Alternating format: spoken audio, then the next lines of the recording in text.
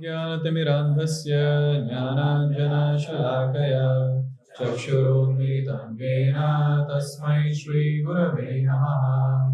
नमो विष्णुपादाय कृष्णपृष्ठाय भूतले श्रीमते भक्तिवेदान्त स्वामिनिति नामिने। नमस्ते सारस्वते देवे गौरवाणी प्रचारिणे निर्विशेष शून्यवादी पाश्चात्यदेशतारिणे। जय श्री कृष्ण चैतन्य प्रभु नित्यानंद श्री अद्वैत गदाधर श्रीवासादि गौर भक्तवृंद। हरे कृष्णा कृष्णा कृष्णा हरे हरे, हरे Ram Ram Ram Hare Hare. Krishna Katha is life and soul of devotees of the Lord. All our Ācāryas, be it in our Sampradaya or Vallabhacharya Sampradaya or other Sampradayas like Sri or etc., all of them they have given their commentary on 10th Canto Śrīmad-Bhāgavatam. All of them they are very eager to meditate on the pastimes of the Lord. And it's so nice to see that as soon as Krishna Katha is spoken, all the sincere devotees, they relish Krishna Katha. They meditate, they contemplate. And the best part is, the pastimes of the Lord are not going to change. Every year, same pastime only. Every year, same pastime. But the best thing is that when we hear the same thing again and again and again, we start relishing the same subject matter again and again and again. So Lord Krishna appeared in Mathura, and then he was transferred from there by Vasudeva in the middle of the night. He was brought to Vrindavan. It is described as soon as Krishna arrived in Vrindavan, immediately there was huge opulence that manifested in Vrindavan. Therefore, gopis are singing in Gopi Geet, Jayati Tedhikam Janmana Vrajaha Shrayata Indira Shashwadatrahi. All the gopis are singing Jayati Te Adhikam. Oh Lord, when you appeared in Vrindavan, the opulence of Vrindavan increased like anything. And that's a fact, no? Wherever Krishna would come, Lakshmi will follow. Lakshmi will follow, as simple as that. Therefore, in ISKCON, you will not see we doing exclusive Lakshmi Puja. Because we are confident. Just worship Krishna, Lakshmi will follow. And that's a fact. And therefore, devotees, they are very much eager to worship Sri Radha and Krishna together, not just Lakshmi separately. Devotees cannot tolerate seeing Lakshmi separately. Krishna should be there, Narayan should be there. That's how the worship happens. And as soon as Krishna arrived, huge opulence.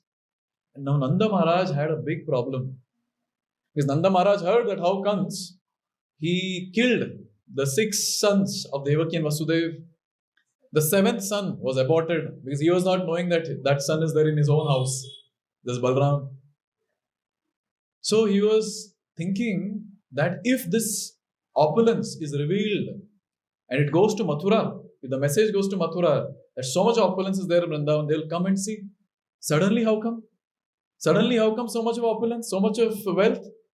They'll come and look around and they'll find my son, Krishna. And maybe they'll kill him. So better, before they come, let me go and give tax to them. So when you get bonus, when you get more money, pay tax. So he went with a lot of things. Lot of gold and milk and butter and ghee and all that. Lot of garments. Just to please Kans Maharaj. He went there. When he went there, when he gave the tax, when he was coming back, he waited outside Mathura in a garden. He was waiting for someone. Who was that? Vasudeva. So Vasudeva comes. Vasudeva comes and he is talking to Nanda Maharaj. Vasudeva wants to ask, how is my son Krishna? How is my son Krishna? But he cannot ask. Because if he asks, then Nanda Maharaj will get to know that this person is involved something in some relation to my son. And maybe that secret of mid of the night baby transfer would get revealed. So he was not speaking, he was not asking. You know what he asked? He asked, how is Balram? Rohini is Vasudev's wife. So how is Balram my son? So his logic was, if Balram is good, surely Krishna will also be good. So through that. Now Ācāryas, they are contemplating so much on these pastimes. And see, we can also contemplate, but we cannot give our commentary. Ācāryas, they are in the bhava of Krishna praying, and they are in the mood of samadhi where they are able to witness these pastimes and seeing those pastimes, they write commentaries. So one Ācārya is asking, Vasudev could have got his wife also, Devaki. Why he didn't get his wife? And he only comments and he says that, see, she is a mother. Vasudev can control asking this question that how is my son? But she is a mother, she cannot control. So Vasudev said, tu ghar pe rahe, main jaake aata hu. I'll go and come. But then at one point of time in the discussion, Vasudev, he told Nanda Maharaj, go to Vrindavan fast. There are a lot of calamities that is going to take place. Go fast, go fast. And Nanda Maharaj, since Vasudev said, he immediately started. Now it's very nice to note that this discussion between two fathers, Vasudev and Nanda Maharaj, was heard by Panathur devotees. Apart from that, who? Huh? Okay. Are Bhagavatam, who is hearing Bhagavatam? Parikshit Maharaj is hearing Bhagavatam. So Parikshit Maharaj is hearing. And he is getting into that mode. And now Nanda Maharaj starts from there. And there, very beautiful shloka comes. Please repeat. Kamsena prahita ghora Pūtanā balaghatini Shishums chachara nignanti Puragrama vrajadishu. So Nanda Maharaj is coming from Mathura in his bullock cart, and he is trying to reach fast to Vrindavan. Because at that time we didn't have Toto and all that, no? Rickshaw, they were going like that. But when he is going, someone else also was coming from Airways directly to Vrindavan airport. Who was that? Yes. So as soon as the 8th child was born, Kans was told, 8th child is born. And Kans came all the way running from his palace. It is described he was running as if he is drunk. But he was not drunk. He was fearful. He was running, he's dashing to this wall and that wall, slipping on the ground, rolling, again getting up and very fearful, trembling. He comes there and he sees the 8th child. Oh, 8th child is girl? I thought 8th child will be a boy, will come to kill me. He took that girl also and tried to throw it on the wall. At that time, she slipped from the hand and she manifested her 10-hand form and she was Durga. And she laughed at Kans. And Kans used to worship Durga. Kans was devotee of Durga. And as soon as he tried killing that baby and she manifested 10-hand form, so at that time, Kans became bewildered and she laughed. Then, you murkh, you foolish person, the person who is supposed to kill you is born somewhere else. Now, as soon as this was heard, the heart of Kans Maharaj got changed, transformed. For some time, he became a devotee. It happens, no? When we sit in Bhagavatam class, it feels, yes, bhakti. Only bhakti, nothing else. And then while having prasadam, that mood goes down. And as soon as we exit this place, mood is out. At least for us, since we are practicing chanting 16 rounds, etc., at least for us, it's very easy to retain some mood when we go back home to our respective places. But especially for Gita course students, after Janmashtami, the brand new people who come to hear, they are so inspired in the class. Yes, this is what I want to do in life. Nothing else I want to do. But as soon as they exit this place, to get them to the venue for next Sunday, devotees have to call them so many times. And they'll give so many reasons. So here, it's a very nice thing to note that Kans, for that moment, he had some heart transformation. But then he called all his ministers next day. He couldn't sleep that night. He called everyone and he said, see, yesterday so and so thing happened and I've been told that my enemy has taken birth somewhere else. What to do? And all the ministers, they started giving their wonderful suggestions. They all started giving various suggestions. One suggestion that came was, why are you worrying so much? He's still a baby, no? Let's do one thing. Let's kill all the babies in this entire area. And Kans, amazing idea. Amazing. And then the question came, who will do this? Because as soon as if some of you go and kill the babies, then others will get to know and they will take the babies and go away from there. Then you'll not be able to catch them. And at that time, there was a very, very fiery lady who got up and she held the mic. Said, me, I will go and do the needful. You people don't worry about all this. I have techniques to kill babies. I'm serial baby killer. And I have techniques. And I love to drink the sweet nectarian blood of these babies. And Kans was very happy. Tathastu, go ahead. So this Pūtanā, she from Mathura, she took the airways and she came and she landed in Vrindavan. And she came very fast. And here, our Nanda Maharaj is going towards Vrindavan. Nanda Maharaj is in anxiety. He is not understanding. My brother Vasudeva has told, if he has told, then for sure it cannot be false. It has to be true. So let me go fast. My baby is in danger. Let me go fast. He is in that anxiety. And Pūtanā comes and she has another anxiety. I have to kill all the babies. She is not aware about Krishna and all that. Her goal was kill all the babies and one of them will be Krishna. So okay, very well. Job done. That was the mood. So now, when all this was going on, when Shukadeva Goswami is describing that Bala Ghatini Pūtanā, she came all the way to Vrindavan and she was wandering in Vrindavan. So Parikshit Maharaj was absorbed in hearing Katha, like all of you are absorbed now. His expressions changed. He was in anxiety. Nanda Maharaj is in anxiety. Vasudeva was in anxiety. And Parikshit Maharaj, after 5,000 years, he is hearing Katha and he is in anxiety also. And he is in anxiety. And Shukadeva Goswami understood. Parikshit Maharaj is in anxiety thinking, what will happen to my Krishna now? Will this Pūtanā kill Krishna? Now this is so funny, I tell you. Parikshit Maharaj has got only few days remaining. To be more precise, 3.5 days are remaining in the Parikshit Maharaj's life out of 7 days. Last 4.5 days, Parikshit Maharaj has been hearing about Krishna from 1st canto till 9th canto. And Srila Prabhupada writes that anyone who reads 1st canto till 9th canto, he'll be fully convinced that Krishna is Supreme Personality of Godhead, Sarva Karana Karanam, all powerful. Parikshit Maharaj heard all that.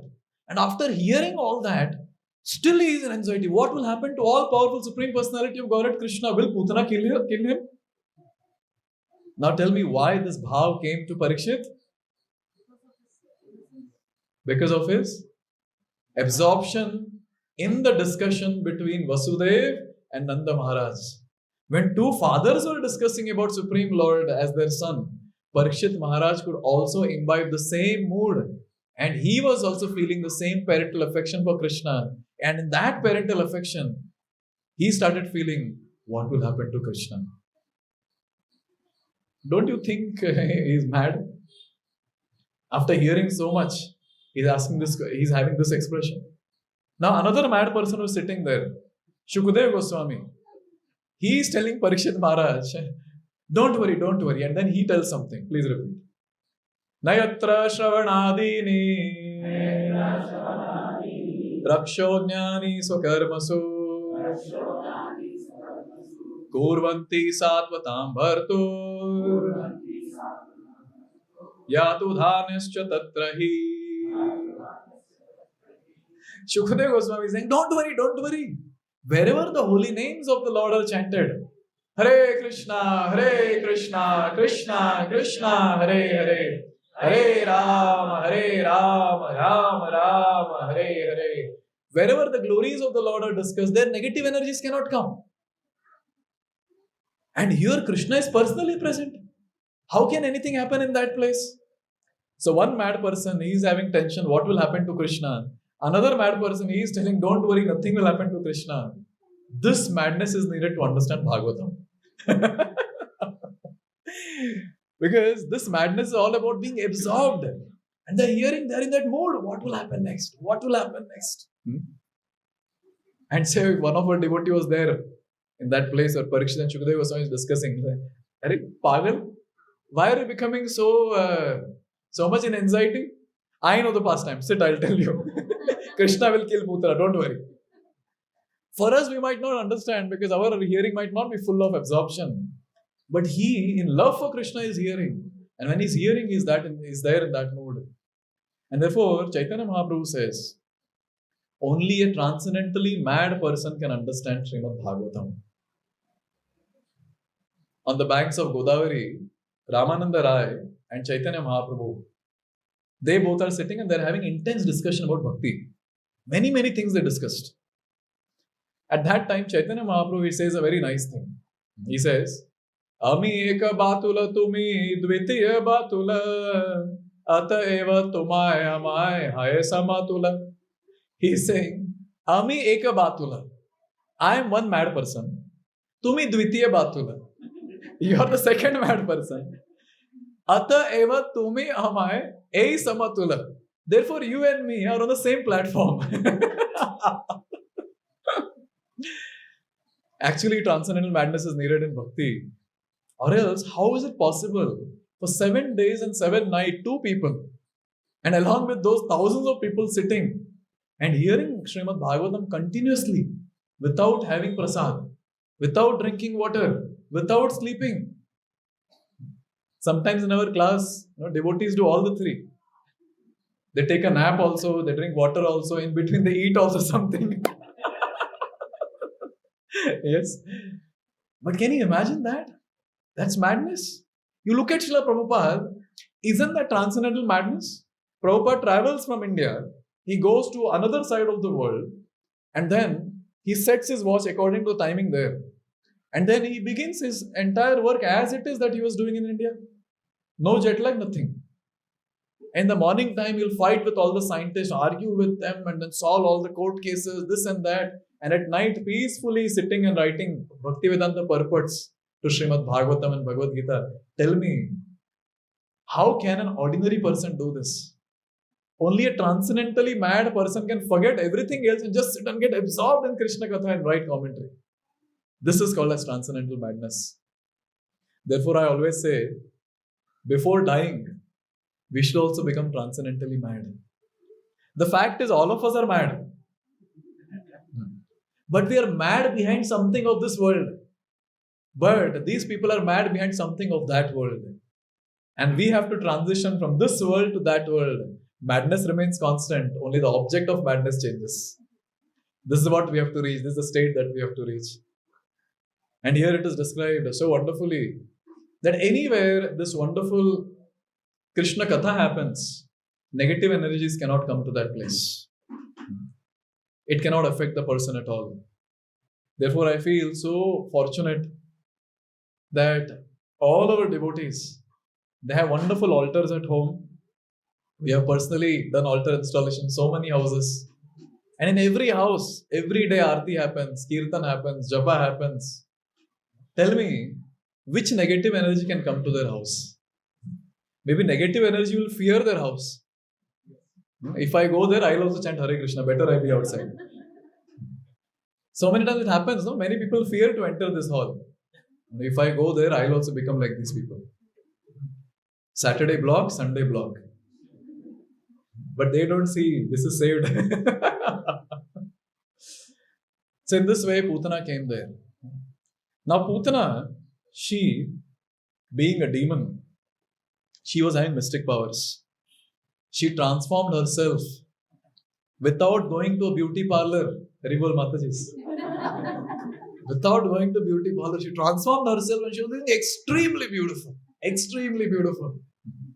And she entered Vrindavan. It is described she was dressed very, very beautifully. She was wearing gopi dress. She was wearing the lehenga and the odhani and all that. And now see, Shukadeva Goswami, He's describing the beauty of Putana in great detail. He's saying she's wearing beautiful dress, and then he goes to the head of Putana behind. And then he's saying she's putting very beautiful garland of malati flowers on the hair.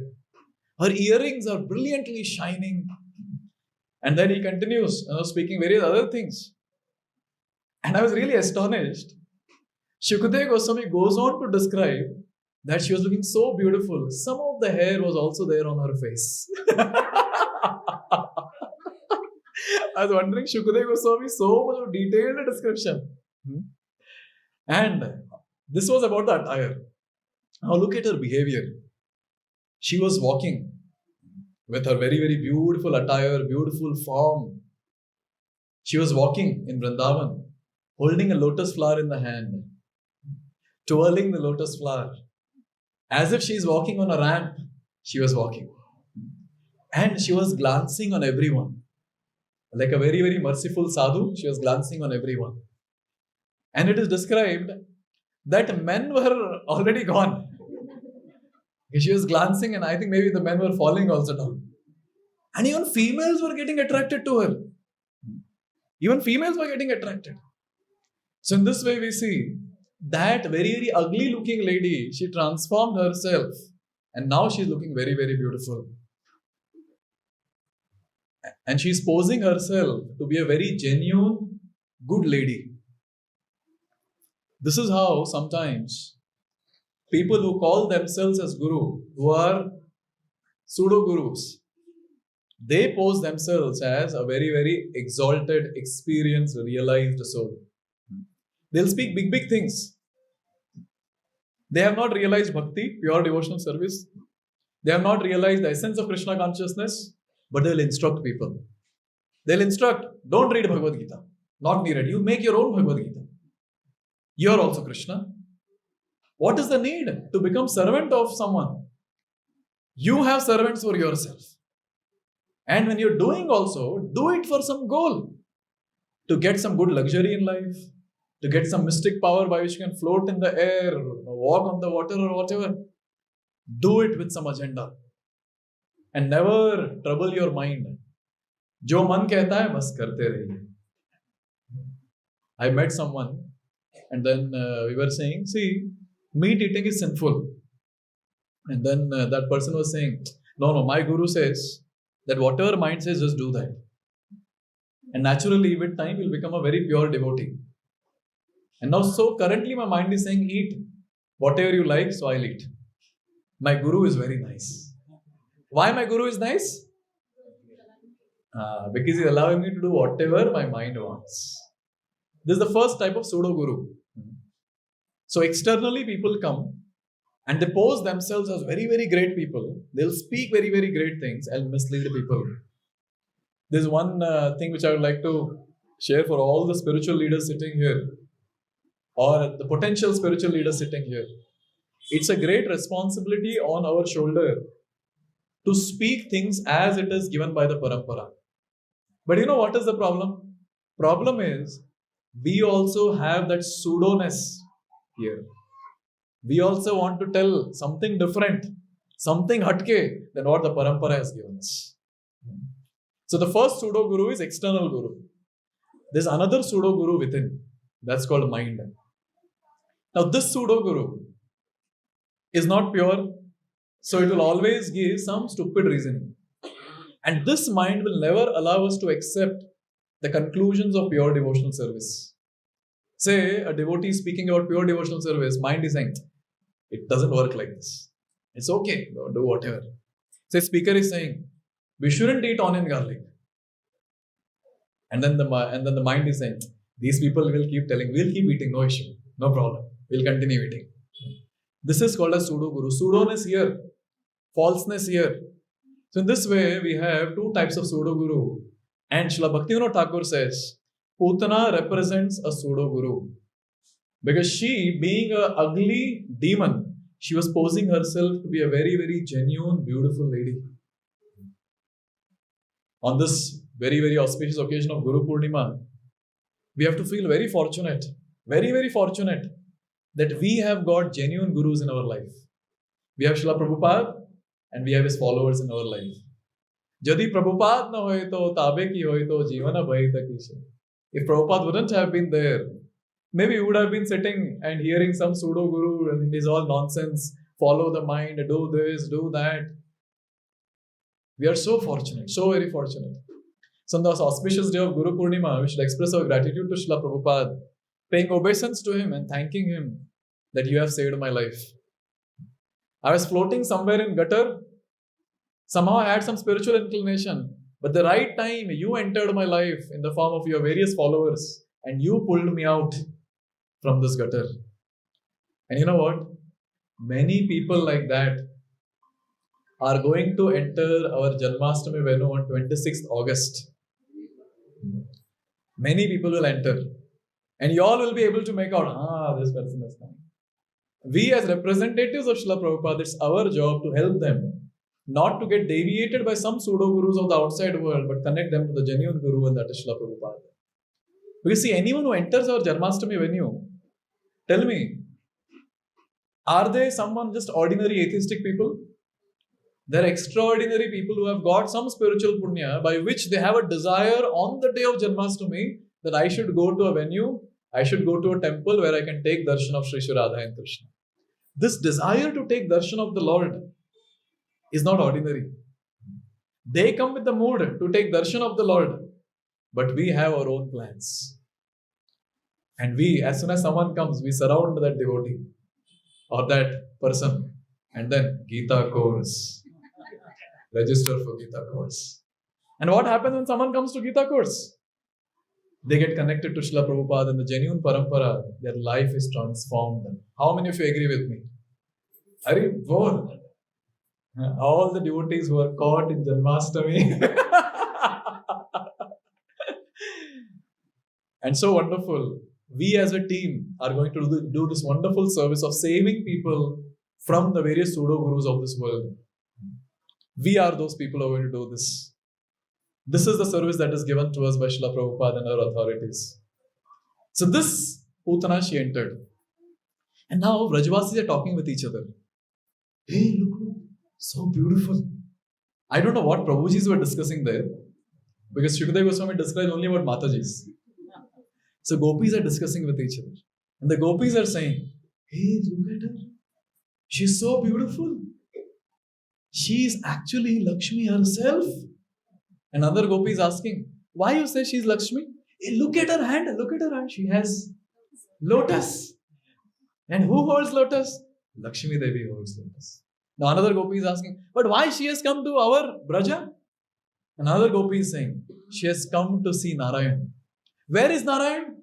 Hey, Narayan, he has appeared in Nanda Maharaj's house. Krishna, our Krishna, he has come to see our Krishna. And guess what? All of them, they felt that Lakshmi Devi has come or some divine personality has come to bless our Krishna. So all of them, please come, please come, please come. Here, Nanda Maharaj's house, here. This is the room in which baby is kept. Go there, go there. There are Ācāryas, they write a very nice thing. That if Lord's personal associates can give wrong judgment like this, then what about us? We are not perfected. We are conditioned. But when we look at others and give judgment in the devotee association, don't you think that's a very, very blunderous thing? Huh? Yeah, Hari Bol. Gone. And you know what? In a community of devotees, if we really want to build a very nice and a big, thick knit community, this one obnoxious quality of judging other devotees should be removed. See, only if you're a spiritual authority, you have the right that you see the person and you judge the person and then you go and talk to the person also. You don't judge and keep it inside. You are a spiritual authority, you are mentoring someone, you have all right to go and to help that person.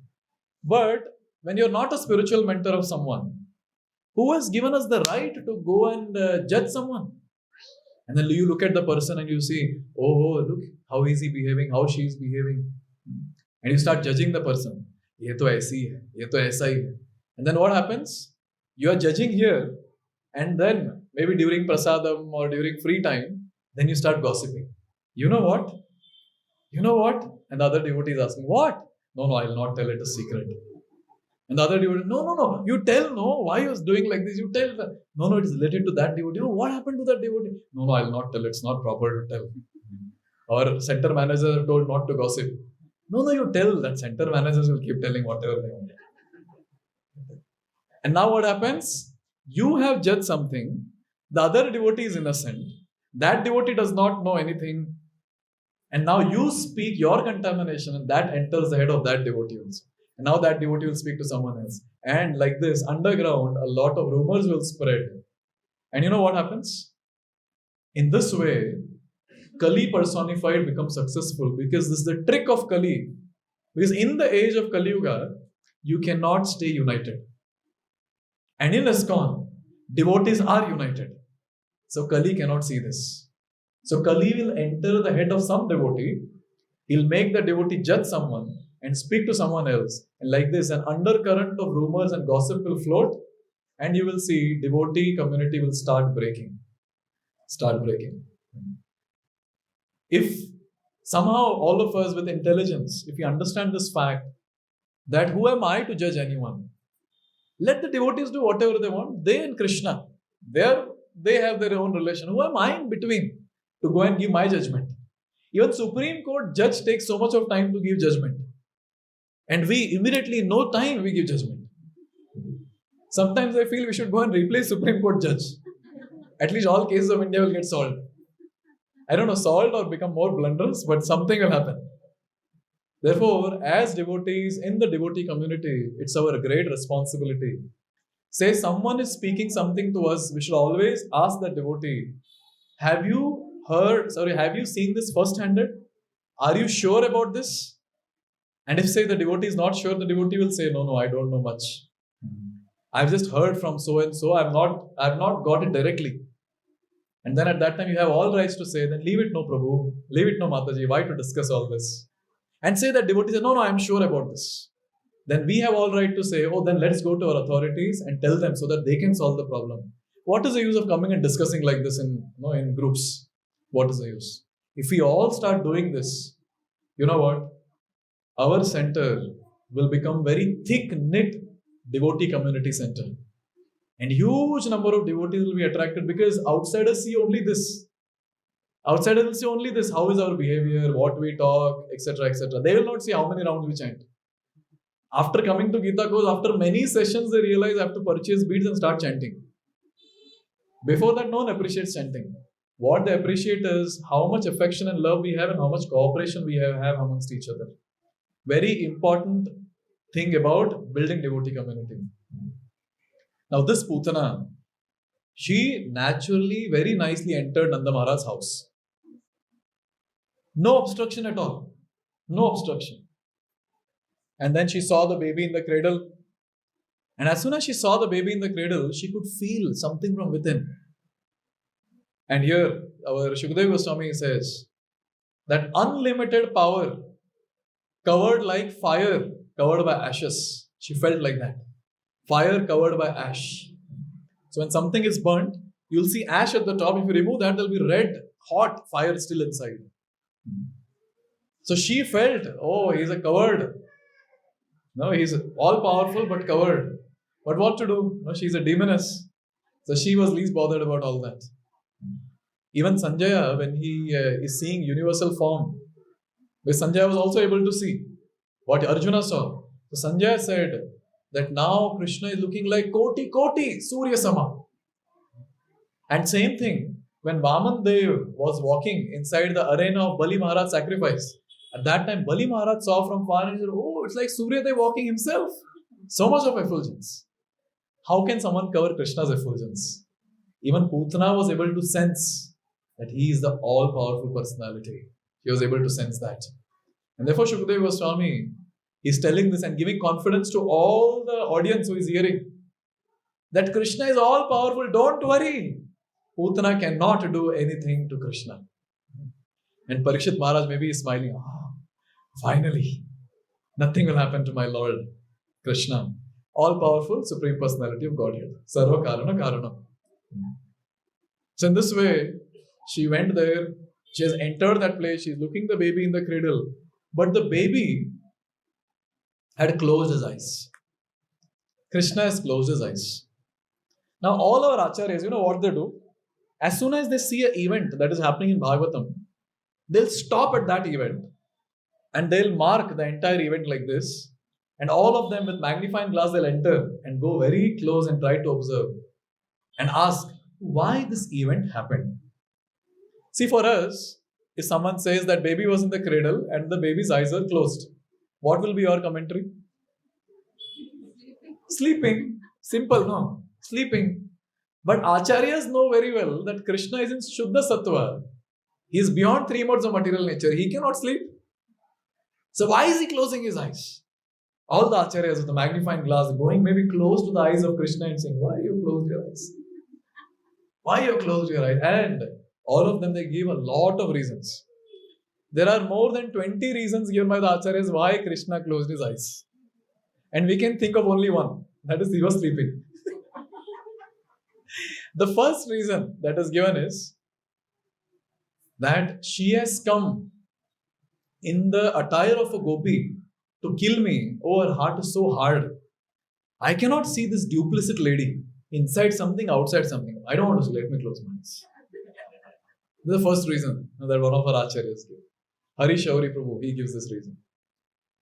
Another Ācārya says, see, she has come to kill me and I'm going to kill her.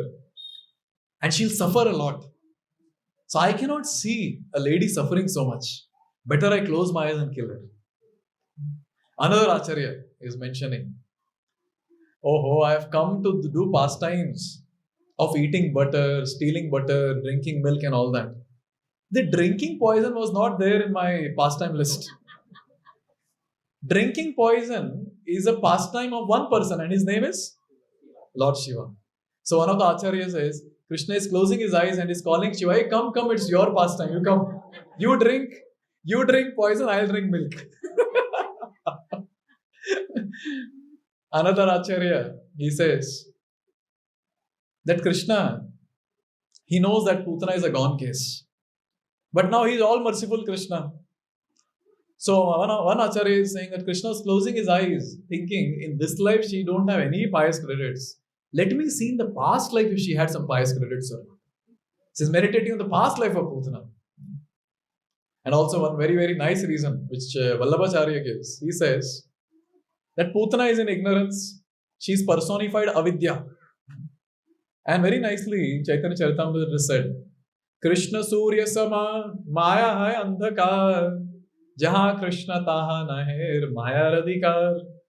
Krishna is Surya Sama. And as soon as the sun appears, can darkness remain? Darkness immediately vanquishes. So therefore, Krishna, who is Surya Sama, he was thinking, if I open my eyes, then she will not be able to exist in front of me. So better I close my eyes and allow her to do the pastime. And finally, another thing which another Ācārya mentions, he says that if I keep my eyes open, she might become fearful. Better I close my eyes. Many, many reasons are there which our Ācāryas give. And all the Ācāryas, they are so serious about this. Why did Krishna close his eyes? And say when Ācāryas are discussing like this, we might go there, Arey chodo na, aag band kar liya, aapko kya problem hai? Why people have to discuss so much? No, it is needed. This is called as a deep meditation, which only these great Ācāryas can do. And you know what we can do? We can relish the meditations of these Ācāryas and enjoy the pastimes of the Lord. And this is what is the lifeline for a devotee who is struggling in this material world. Therefore, gopis are singing, Tava kathamritam tapta jivanam kavibhiriditam kalmashapaham Shravanamangalam Śrīmad-Bhāgavatam Bhuvi granantiye bhuridajana. The first line is so nice. Tava kathamritam tapta jivan. Oh Lord, your katha are the lifeline for all those people who are suffering in this material world. And many times people say, Prabhuji, whenever we come to center, ISKCON center, we feel we are so relieved. Pura tension chala aata hai. That's correct. Outside we are tapta As soon as we come inside, hearing the Katha of the Lord, naturally all those miseries are removed without our notice. That needs absorption in hearing, which all of us try ourselves best to do. So in this way, Pūtanā, she saw that, okay, baby Krishna, and Krishna's eyes are closed. Now one question which still remains. So she was not knowing that this is Krishna. But how come she directly came to the house of Nanda Maharaj? She would have gone to some other house. How? Krishna? Okay, Krishna does not want... so? Okay, Gopis, they are the culprit. Gopis guided. Okay. Apart from that, anything else? But see, even if, say, we are walking somewhere and someone is saying, Aiye, swagat hai, so come to this house. We will not go, no, just like that. Yes? So even she could have said, no, I don't want to go to that house. But still she went to that house only. Why? Okay, Krishna wanted that other shouldn't be killed. Okay, nice.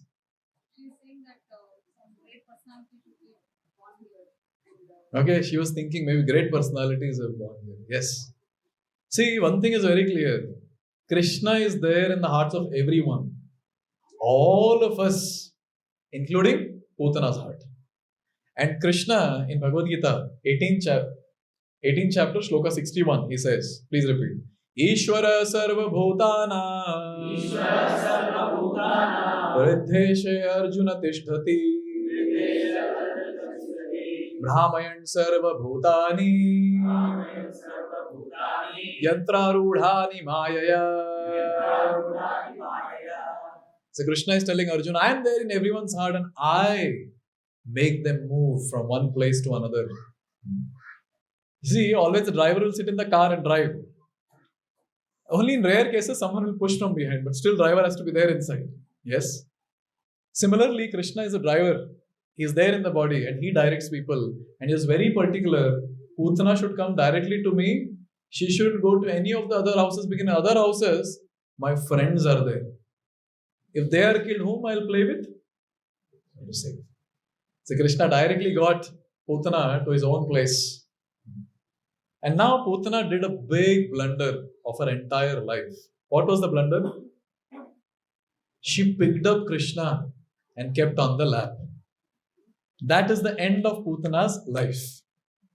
And Shukadeva Goswami says, Pūtanā picked up Krishna from the cradle and kept on her lap like any foolish person picks up a snake and keeps on the lap thinking it's to be a rope. Just imagine, you keep a snake on the lap. Same thing is going to happen now. Same thing. Where very, very ignorantly she has done that. Very, very ignorantly.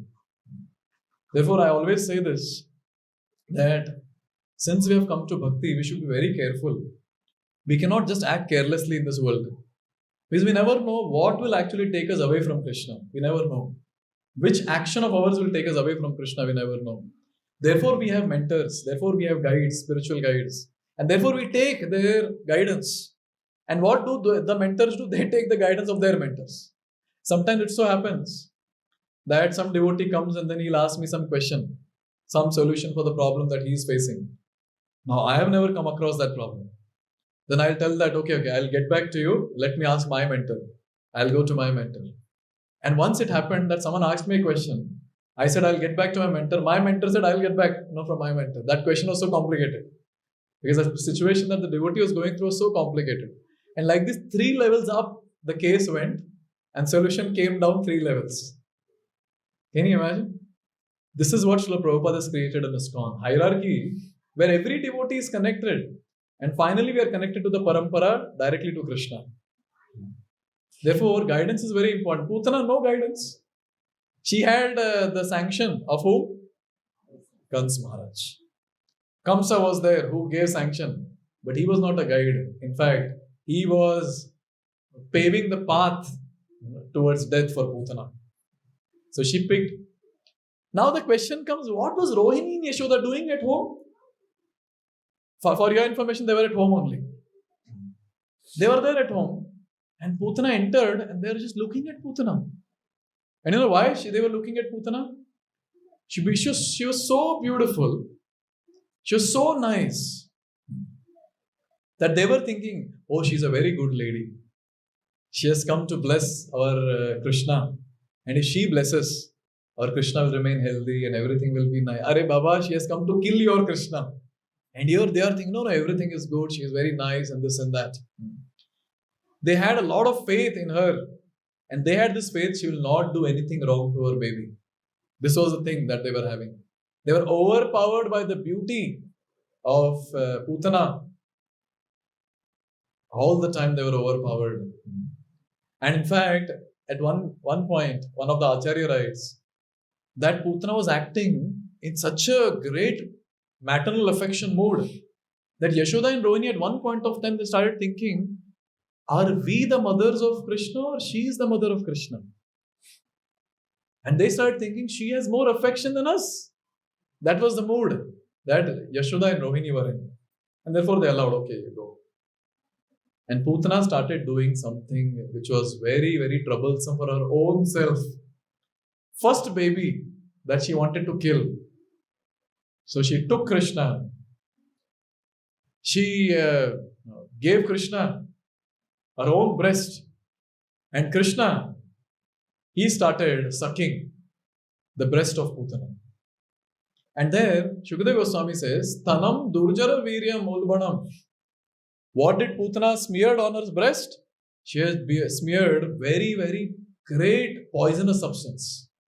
And therefore he is using the word durjana, very, very poisonous. And ulbanam, if anyone just touches the lips to that poison, the person will die. And another place, some reference is given that when Lord Shiva was drinking the Kalakuta poison which came from Samudra Manthan, Putana stole few drops from there. So nice. I don't know how she did that, but she did it seems. Now Krishna was very angry. Krishna was angry, and in anger, small kids when they drink milk, they hold the mother. And here Krishna was holding Putana. He was holding the breast of Putana. And in anger, he was squeezing the breast of Putana. Now the question comes, why was Krishna angry? Why was Krishna angry? And our Srila Prabhupada, he gives the reason and he says, I'll read directly from purport. Lord Krishna was not angry at Putana for his own sake. Rather, he was angry because the Rakshasi had killed so many children in Brajabhumi. So Krishna was very angry. How dare you? You killed so many other people around this place. Now I'll teach you a lesson. He started pressing the breast of Putana. And it is described that he was sucking the poison and he also sucked the life of Putana. And she was not a mother, so she didn't have any milk in her body. So he sucked the poison and he sucked the life also of Putana. Now when all this was going on, what do you think? Putana was happy? Oh, so nice, so nicely sucking my life also. Putana, initially see everyone is watching Putana. Yashoda is there, Rohini is there, other elderly gopis they are watching. And Putana, oh such a nice baby, oh, come, I'll feed you my milk. And I'm known for my very, very nice nectarian milk. And she started feeding. And now when all this started happening, she started feeling a lot of pain. And then maybe when everyone was there, she was maybe acting. Enough baby, how much you will drink the milk? Come, enough. And here, very nicely, our Shukadeva Goswami says, after some time, she started feeling intense pain. She started loudly shouting, Alam muncha, leave me, how much you will drink? Stop it, leave me, stop it, leave me. But we all know very well, when Krishna holds someone, he will not leave. He will not leave. Sorry to say, but all of you have lost the option of leaving. There's so many examples. Once it happened that one of the devotees, they had gone to one festival in a foreign country, and since they were getting late for their flight, they asked the devotees, can you please pack prasad for us? And then the prasad was given to them. So mother and daughter, they were sitting in the flight. Now there was another person who was sitting just besides them. And he was seeming very hungry. Now when the air hostess came, so he was ordering a vegetarian foodstuff. Now in the Western country, ordering vegetarian foodstuff is something very alien. So they were very astonished. And then the daughter is telling mother, Mama, he ordered vegetarian food. And then mother, she was a preacher. So she said, okay, let's give him prasad. And now this person was knowing that these two are ISKCON devotees. And then they said, we have some vegetarian food. Please take. And he knew very well this was prasad. Because this person had some background. And this person is saying, no, I don't want. And they are convincing him, take little. No, I don't want. And again they said, it's sanctified food. He said, I know, so I don't want. And after some time, when they were forcing so much, and they asked, why you're so adamant about not taking? You're a vegetarian. This is nice, delicious vegetarian food. What is your problem? He said, I was a ISKCON devotee. And due to some reason, I left ISKCON. But I'm seeing that Krishna and his devotees don't leave me. Wherever I go, they come. And now I had gone to a funeral function. And there I cannot eat anything. And I'm so hungry, so very hungry. And this Krishna knows that I'm hungry, and through you he is giving me prasad. Why is he following me so much? Because once Krishna holds someone, he will not leave. कैसे लग रहा है सुन के? Some people are saying, oh Krishna, what happened? What happened in my life? This is what happens when someone enters our Janmashtami venue also. They enter, and at that time you all can laugh. Ho gaya, tere saath bhi ho gaya. Now Krishna is not going to leave the person for sure. This is so wonderful about our Lord. Krishna does not leave any devotee who has come to him. Any devotee. Pūtanā came to Krishna in the mood to kill Krishna. But still Krishna is not leaving Pūtanā because she has come to Krishna in some way. And whenever, in whatever mood we come to Krishna, Krishna will not leave. And Krishna has his very, very wonderful devotees around. And devotees have all techniques to pull the person back to bhakti.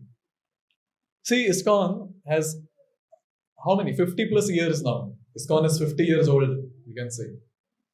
And due to whatever reasons, it sometimes happens that some devotee in the community might be immature. And that devotee might hurt another devotee. Now this devotee who got hurt, he is also immature. So he leaves, saying, no, all devotees are like this only.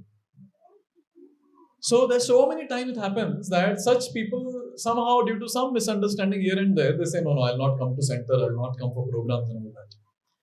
But other devotees, they always have this discussion. Hey, ye to regularly aa raha tha, kyun nahi aa raha hai? What happened? And then other devotee, I'll go to their home and see what's happening. Then there's a house visit that happens. And then they ask, why you're not coming? No, I don't want to come. No, tell, what happened? And then he starts slowly telling this devotee did this devotee did that. Now same devotees will go to that person's house also. And then patch up both of them and get both of them in devotee community. Once a pujari in ISKCON, again foreign country, because initially all the movement was there in the foreign country. So he left ISKCON and then he was wearing all karmi clothes and all that.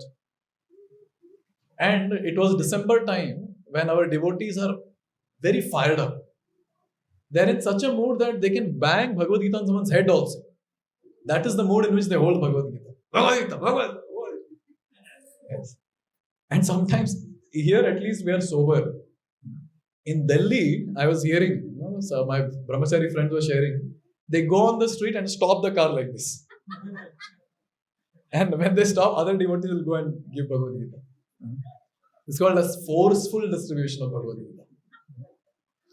Now, during such time, this person was caught on the street. Now, Pujari means he's a second initiated devotee. He knows everything about ISKCON. And what this person who knew everything, he said, no, I know everything. No, I don't want. He said, no, you take. And like, no, I don't want. And this devotee said, okay, don't take. See, our center is here, nearby. Like, I don't want to know about your center. But still our devotee, he was so very adamant. He said, no, come. He pulled that person to the ISKCON center. And when that person came to ISKCON center at that time, the Aarti was going on. And the Aarti was going on, the Chamar was going up, down. And looking that Chamar Seva that was happening, this person who was a Pujari before, he bursted into tears, crying so much. Because previously his favorite Seva was Chamar Seva. He bursted into tears. The other person is asking that, did I force him too much? Why is he crying? And then this devotee revealed that मैं तेरा बाप हूँ. I have spent more time than you in ISKCON. And then that person came back to ISKCON. Again started serving as a pujari. Can you see how Krishna does not allow anyone to go out of devotee association? And sometimes maybe the devotee who has gone out of devotee association is too offensive. Krishna allows that person to remain for one life away from association of devotees. Next life again he pulls him. In this way, our all-merciful Lord, He does not allow us to go out of bhakti. That is a big solace that we have in Krishna consciousness. Big solace. Come what may, Krishna and his devotees will not allow me to go out of bhakti. Therefore, I always say that we should have thick friendship amongst devotees. We should do nice services in the association where everyone knows us. This devotee does this service. Okay, everyone should know. So by mistakenly, if we go out of bhakti and then we are there in some pani puri stall or some place, and then we are about to put pani puri in the mouth, and Prabhuji, what are you doing? Prabhuji, it's not prasad. What are you doing? And suddenly, who are you? No, I've seen you doing so much service. Why are you doing this? This is protection in devotee community. All the other devotees will protect us. Therefore, I always say that as soon as someone accepts this path of devotional service, Krishna holds the person. Therefore, we brahmacharis have the shikha. Krishna holds our shikha. Matas also have big hair. Aap loga kya scene hai? What will Krishna hold? Huh? And the dhoti will come out. Therefore, in our tradition, we have all the men keep shikha.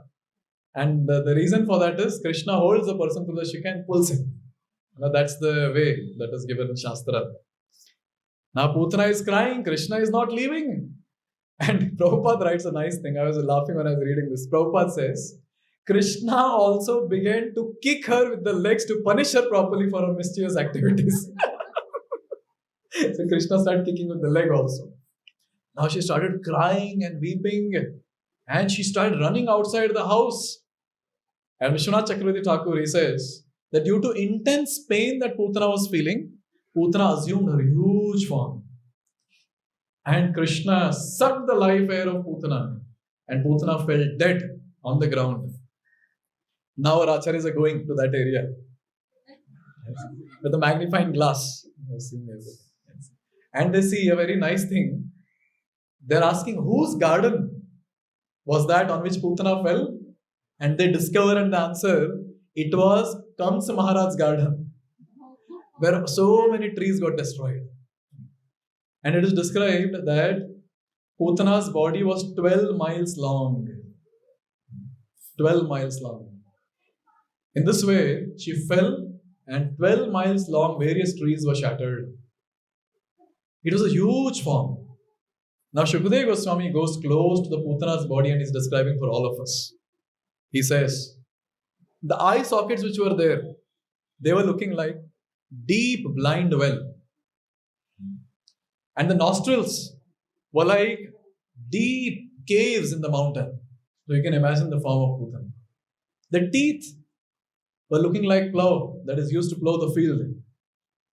And the scattered hair were coppery color. And breast of Putana was looking like huge slabs fallen from some mountain. Thighs of Putana were looking like some river banks. And the limbs, hands and legs and other things, they were looking like bridges on the river. Such huge things they were. And the abdomen that was there, the belly that was there, everything was looking like a dried up huge lake. And this was the entire scene. So when Putana started screaming at the first go, the various different things were trembling in the entire planet. The earth was trembling and the various floor, that was trembling. Trees were trembling. Now when I was reading, then I was thinking, how is it possible? How these things can tremble? Then I remembered that when we have huge speakers kept, naturally you'll see that things, they tremble, they vibrate so much. At least I had that experience in our Rath Yatra. I was just behind the truck, at one instance, and my heart was beating like anything. Everything was moving. You need not dance, just go and stand. Automatically you'll dance. So it's very scientific. She screamed so loud that everything was vibrating around. Even Brajavasis fell down, hearing that sound. They were frightened. But now, as soon as they saw the form of Putana, huge form, they were frightened even more. Now people have fell down. Putana has fell down there. Now the Ācāryas go very close to Putana's body to see what is Krishna doing. And Krishna, Shukadeva Goswami says, Krishna is playing on the body of Putana. Koi tension hi nahi hai. There is no tension. So Krishna is playing on the body of Putana. And here Prabhupada writes a very beautiful line. He says, Krishna is Supreme Personality of Godhead.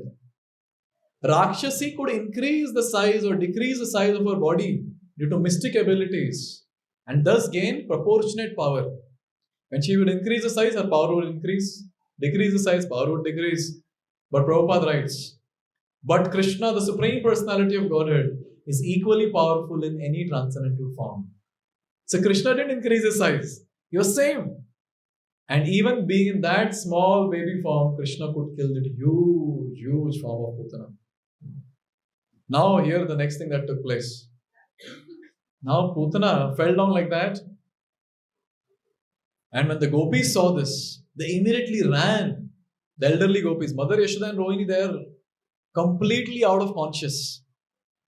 Because they were not expecting, they were the ones who allowed Putana, no? And now they are completely unconscious, they are not understanding what has happened. But other elderly gopis who were serving in the house of Yashoda, they all ran to Putana's body, picked up Krishna. And when they saw Krishna is playing, and they picked up Krishna and they brought Krishna back. I always have this question, which I found in our Ācāryas commentaries also. Now see, none of them knew that Putana is dead. Sometimes it happens, no? Dead snake is lying there and we are scared to go and touch the dead snake also. You have experience of this? At least in my childhood, when we used to go to our grandmother's farmhouse, a lot of snakes were there. And sometimes some laborers would kill the snake and they would take us close to the snake and we would cry, no. Why we are so fearful? It's dead, no? Okay. What is that? Still not sure if it is dead. Who knows if the snake is sleeping in Bhagavatam class? You never know. So none of the Brajavasis, none of the gopis knew that Putana is actually dead. But still they ran fast. And they picked Krishna and they came. So the question comes, where did they get this courage from? Just imagine, they go on Putana's body, and they're about to lift Krishna, and at that time Putana opens her eyes. Maha Prasade Govind, and put all of them in the mouth. Possible, no? So now the question comes, how did they do this? And not Gopas, no? Gopas were not there, they were still coming, they're on the way. And all this is happening in Vrindavan. How did these ordinary, simple, innocent gopis get so much of strength to directly go into the body of Putana and get the baby? They were absorbed. Their love, motherly affection, they were intense in their mood. They had only one goal. Yes, we have to go and get Krishna. That's it. They had nothing in their mind. There's one sadhu, this comes in Shastra. One sadhu was sitting and doing his meditation. And one girl came running from the other side and she walked onto the sadhu. And sadhu fell down. And now this sadhu is looking, what happened? I was doing meditation and this girl is running. And then after some time she came by walk. Normally she's walking and coming, she's smiling. And this sadhu, he stopped her and asked, why you knocked me off like this? I was meditating on the Lord. Why did you do that? And she said, is it? I did that? Are you sure it's me? And at that time, the girl said, see, my lover was out of this village from a long time. And I got to know that he's back. Just to meet him, I was running so fast. Sorry, maybe during that time, I might have knocked you off from there. And at that time, the sage gets a realization. And by the way, that girl is asking, see, I was so absorbed, so I was running. So I was not disturbed. Who is there down? Looks like you were not chanting Hare Krishna with absorption. How did you feel that I knocked you off? You could have still continued. So just imagine when the goal is clear and when you're running towards the goal, Aju Baju kuch bhi ho jaye, you are least bothered about this. I think this I've told before also, but it's my favorite, so I'll repeat. Ramananda Rai, he came to Jagannath Puri to meet Chaitanya Mahaprabhu. First time. He shifted. He resigned his job and he came and he shifted to Jagannath Puri. And at that time, Chaitanya Mahaprabhu is asking Ramananda Rai in the first meeting that, did you go and take darshan of Jagannath in Jagannath temple? So at that time, Ramananda Rai is saying, Rai kahe deya ratha hridaya sarathi, jaha laya jai taha jai jivarati, Jagannath darshanera vicharna koilo. He's saying that, oh Lord, Rai kahe deya ratha, this body is like rath. Rath means chariot. Deha rath. Rai kahe deha ratha hridaya sarathi. And heart is like the driver. Hridaya sarathi.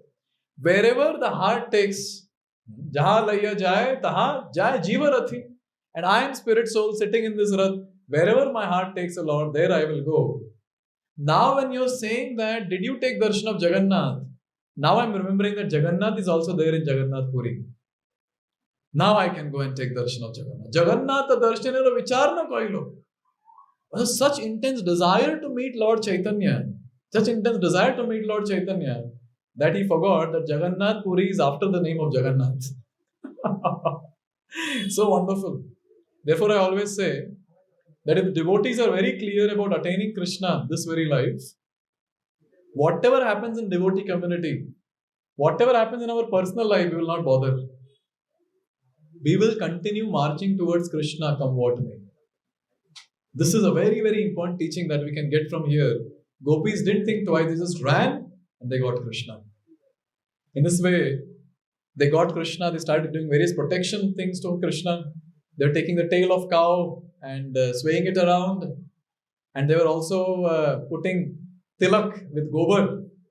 They were giving bath to Krishna with urine, cow urine. They're chanting various mantras. And these mantras were nothing but names of Lord Krishna to protect Lord Krishna. Om Keshavaya Namaha, Om Narayanaya Namaha, Om Madhavaya Namaha. They're chanting and they're putting various tilak marks on the body of Supreme Personality of Godhead. This is so nice to see. Krishna's names are used to protect Krishna. And one Ācārya says, Krishna's names are even more powerful than Krishna. So when we are chanting, Hare Krishna, Krishna Krishna, Hare, Hare Rama, Rama Rama, Hare, we naturally are protected. Those people who don't chant, they are not protected. Always remember this. Very, very important. And now after all the protection thing done, Mother Yashoda started feeding milk. And Krishna didn't have any tension. He started drinking milk with no tension. And Mother Yashoda was so happy. Oh, okay, nothing has happened to my baby. Now comes the Prabhuji's team. Entire movie is over. And now the Prabhujis, they have come from other side. Nanda Maharaj and team. They are seeing from far. They are seeing Putana's body and they are awestruck. And Prabhupada gives 3 reasons why they are awestruck. First thing is they have never seen such a big body. Second, they were thinking, where did it come from? Maybe it fell from the sky or what? And they had another thing. They were confused. Did we come to the right place? Is this our village only? They were awestruck completely. And then they went very close. And Nanda Maharaj is telling all the other Gopas, see, Vasudev is actually a great saint. How did Vasudev know that such a big thing is going to happen in our Vrindavan? Good, we followed his words. And Prabhupada says, in this context, this is the difference between innocent Vaishya and a diplomatic Kshatriya. Because Vasudeva, he had heard all the talk happening in Kansa Maharaj's palace. He knew Putana is going to go. And he didn't tell what's going to happen. He just said, go fast, something is going to happen. And here Nanda Maharaj, innocent person, he is saying, how great saint Vasudeva is, he knew before itself. And now they all go close there. They ask, hey, what happened? And everyone said various things. And Nanda Maharaj said, cut the body into pieces and let's burn the body. And the body started getting burnt. Look at Putana's great fortune. The first great fortune is, which even devotees don't get. She left her body in Sridham Vrindavan ki jai. Not an ordinary thing, huh? Kitna bhi plan kar lo. Only if you have mercy of Srimati Radharani, we can leave body in Vrindavan. If you all pray, this year I want to go to Vrindavan, somehow it's not manifesting. Please pray that I should be able to go. And then second thing is, Putana's body was cut. So wood was used to burn Putana's body. Which wood was that? The wood of the trees of Vrindavan. That wood was used to burn Putana's body. And now when this Putana's body was getting burnt, there was a great fragrance everywhere in the entire place. And these people are searching, where is this fragrance coming from? They're so innocent Brajavasis. They are thinking maybe Bali Maharaj is doing some yajna in Sutal Lok. Maybe Indra is doing some yajna in Swarga Lok. No one is thinking the fragrance is coming from this funeral, or what do they call it as? The pyre of Putana. Therefore, we see that this fragrance started coming and all our Ācāryas, they're giving the same conclusion. And they say, Putana was completely purified from all her material contaminations and sinful reactions. Completely purified. Why completely purified? Because even great yogis, they are not able to catch Krishna in their meditation. And here Krishna was catching Putana. How he was catching? With the hands. And when Putana started running, our Ācāryas describe that Krishna was fearful if he'll fall. So with legs also he was catching Putana. So with hands and legs he is catching Putana. So great yogis, they meditate and they are not able to catch Krishna. And here Krishna is catching Putana. So Ācāryas are asking this question. Why will Putana not get purified? She has to get purified. In this way, very beautifully, in the first pastime itself, this is the first pastime of Krishna. Till now, he has not performed any pastime. Only he was transferred from Mathura to Vrindavan. And now in Vrindavan, this is the first pastime. And Krishna is just 6 days. 6 days. I don't know what to call it as. Old to nahi keh sakte. 6 days young. And now, in this first pastime, he is proving it to the entire world. And he is creating that thirst in the devotees. That if first pastime is so merciful pastime, then maybe how great the other pastimes will be. He is creating that thirst in all the audience who are hearing this pastime of Krishna. Therefore, this very wonderful shloka comes in Śrīmad-Bhāgavatam, which talks about Krishna's merciful nature. Aho bakiyam stanakala kutam jigam sayapyayadapya sadhavi lebhe gatim dhatrimuchitam tatonyam kamva dayalum sharanam brajema. Here it is said, Aho, so great, Aho bakiyam stanakala kutam. This Baki, the sister of Bakasur, she had come with Kalakuta poison on her stana, on her breast. With what mood? Jighamsaya, to kill Krishna. A sadhavi with no good qualities. But still Krishna, Lebe gatim dhatrim uchitam tatonyam. But still Krishna gave her the position of mother in the spiritual world because she came with the mood of feeding her breast to Krishna. And therefore the last question comes. Kamvadayalam sharanam prajema. Is there anyone more merciful than Krishna? And the question is rhetorical and the answer is there is no one more merciful than Krishna. No one.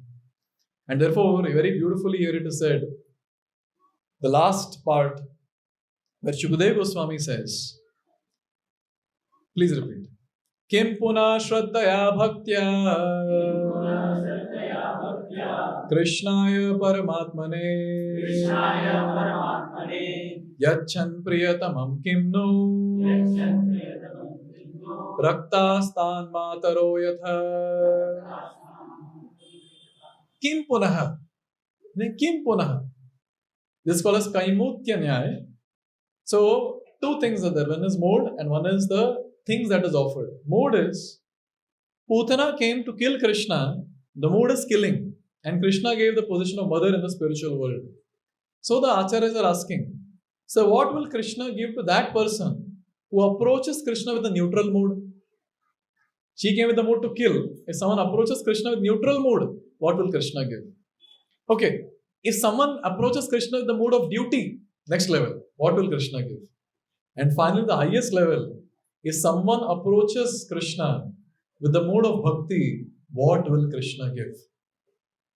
Okay, let's talk about things. So Pūtanā gave poison.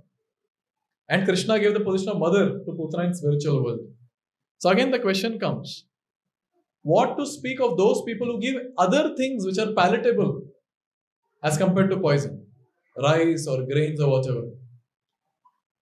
What is the position or what will Krishna give to those people who give something which is very dear to themselves?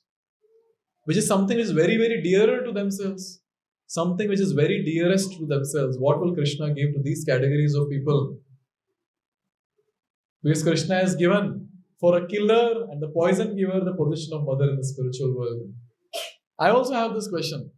What will Krishna give the devotees who are giving their very, very precious time to Krishna, hearing about Krishna? What will Krishna give to those devotees who spend so much of time, energy, their hard-earned money in organizing big Janmashtami festival for Krishna's pleasure? What will Krishna give to them? What will Krishna give to all those devotees every day who take out time 2 hours to chant Hare Krishna Mahamantra? What will Krishna give them? And this is a very, very hope-giving pastime for all of us. Sometimes devotees ask, Prabhuji, I am very, very fallen. Will Krishna deliver me? And the question is, are you planning to kill Krishna? Anyone does that? You go with a knife in front of altar. Today I will kill you. Huh? Or when you're offering bhoga, while offering bhoga, your wife or the husband, either of them, they say, wait, let me put some poison in that. And then you offer it to Krishna. None of us do that. So now the question comes, what will these devotees get who are every day doing devotional service? Say we don't have enough bhakti. Even if you're doing with neutral mood, Krishna is going to reciprocate in a very, very great way. So what to talk about those devotees who are there in the mood of bhakti, doing devotional service to Krishna. So let me give you in writing today, every single devotee sitting here, practicing bhakti, connected to ISKCON centers, they are surely going back home, back to Godhead. Proof is this pastime. Now which lifetime? That is question mark. They will surely go back home, no doubt. And those devotees who are already on the path of bhakti, they will surely go back home this very lifetime. Therefore, it is a very hope-giving pastime. Whenever you feel, I'm very fallen, how will I go back home? How is it possible in this life? It is possible. If Krishna has proved it through his example, first pastime, that even a Baki who came to kill me, giving poison, I gave her the position of mother in the spiritual world. Don't worry, devotees of ISKCON, you will surely attain my lotus feet, don't worry. This is the ashwasan that Krishna is giving all of us. It gives a lot of solace. A lot of solace. Therefore, one thing is very clear. We might forget what we have done for Krishna. Especially on the day of Janmashtami when devotees, they're fasting. They're doing nirjal. From morning they come. And late night till 12 o'clock, so many services are there. So many services. Going here, going there. At times devotees sit on the chair. I'm very tired. Again they get up. When some person calls, bro, service, okay, I'm coming. And after doing all that at night, winding up everything, and then going late at night, 3 o'clock to sleep, and again next day, Prabhupada's appearance day, fasting till noon. And this year we have evening festival also, Prabhupada festival the next day. Now can you imagine, when such devotees are doing so much of service, sometimes devotees might forget. If I ask you, so tell me pin to pin, last Janmashtami, what are the services that you did? Right from shifting chair from this place to that place. Tell me, enlist everything. We might not be able to remember. But Radha and Krishna was there on the stage. They can see everyone in front of them, and the ones who are outside taking care of chappal, and the ones who are there in the other place taking care of preaching stall and catching people to register them for Gita course. They are having an eye on everyone. And the best part is, they glance on everyone and they remember what service we have done. We might forget what service we have done, but they remember. In Upanishad, there's one shloka which says, "Oh Lord, when I'm dying, please remember all the services that I've done to you." Actually, there's no need to pray like this. Prabhupada says, Krishna will surely remember. Because here is a very, very important example for all of us. Krishna reciprocated with Pūtanā in this way. Why will he not reciprocate with us? Therefore, the final question comes that what is the form of Krishna made up of? And Tulasidas, the author of Ramcharitmanas, he says, the form is made up of only one thing, and that is called as mercy. And anyone who approaches this all-merciful Lord will surely receive the mercy. I would like to congratulate all the devotees sitting here. Because all of us, either in neutral mood or as duty or with love and devotion, all of us are doing something for Krishna, for his pleasure. And for sure, Krishna will reciprocate with all of us. And you know what? The day when Krishna takes us back home, back to Godhead, one person will be very happy, Srila Prabhupada. He will be very happy. Therefore, I always tell all the devotees, we don't want to go back home for our own pleasure. Let's go back home, back to Godhead for Prabhupada's pleasure. He will be very happy. He will tell all the Ācāryas, I didn't have any hope from these devotees. Pata nahi chale gaye. So wonderful. Let's express our gratitude to Srila Prabhupada and take a vow that Prabhupada, for your pleasure, I will do sincere, serious devotional service. And I'll try my best from my side. Rest is up to you to give me entrance into Goloka or not. Hare Krishna. Granthra Śrīmad-Bhāgavatam ki Jagat Guru Srila Prabhupada ki Janmashtami 2024 Mahotsav ki